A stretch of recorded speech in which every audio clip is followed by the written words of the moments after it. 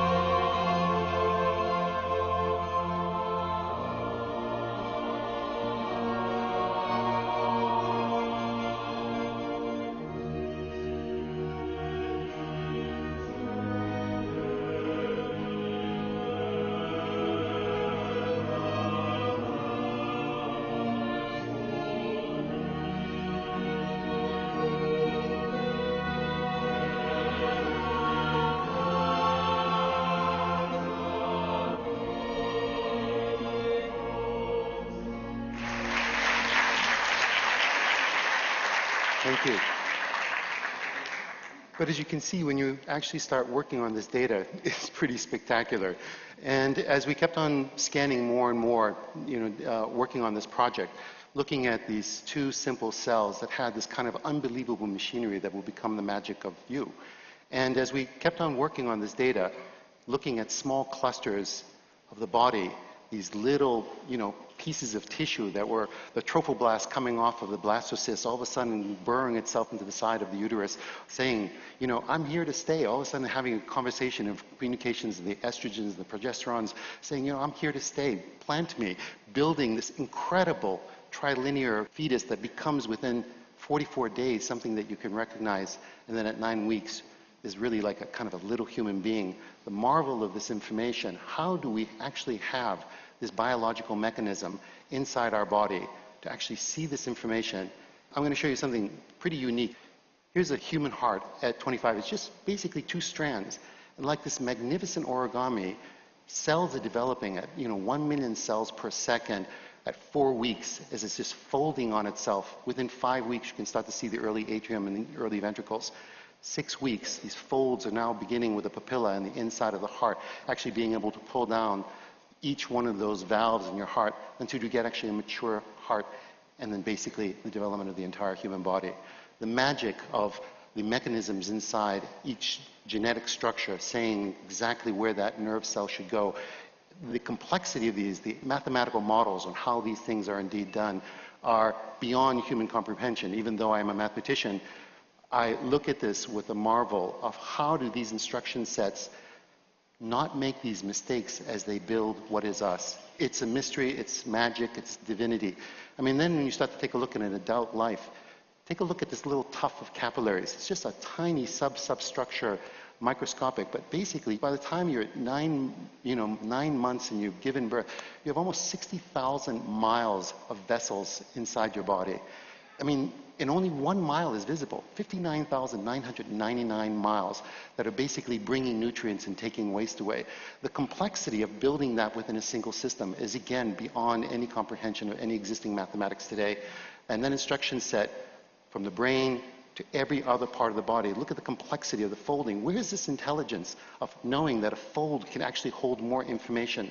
So as you actually watch the baby's brain grow, and this is one of the things that we're doing right now. We're actually doing a longitudinal studies of actually scanning babies' brains from the moment they're born every 6 months until they're 6 years old. We're going to be doing actually about 250 children, watching exactly how the jirai and the sukai of the brains fold to see how this magnificent develop actually turns into memories and the marvel that is us. And it's not just our own existence, but how does the woman's body understand to have genetic structure that not only builds her own, but then has the understanding that allows her to become a walking immunological cardiovascular system that basically is a mobile system that can actually nurture, treat this child with the kind of marvel that is beyond, again, our comprehension, the magic that is existence, that is us.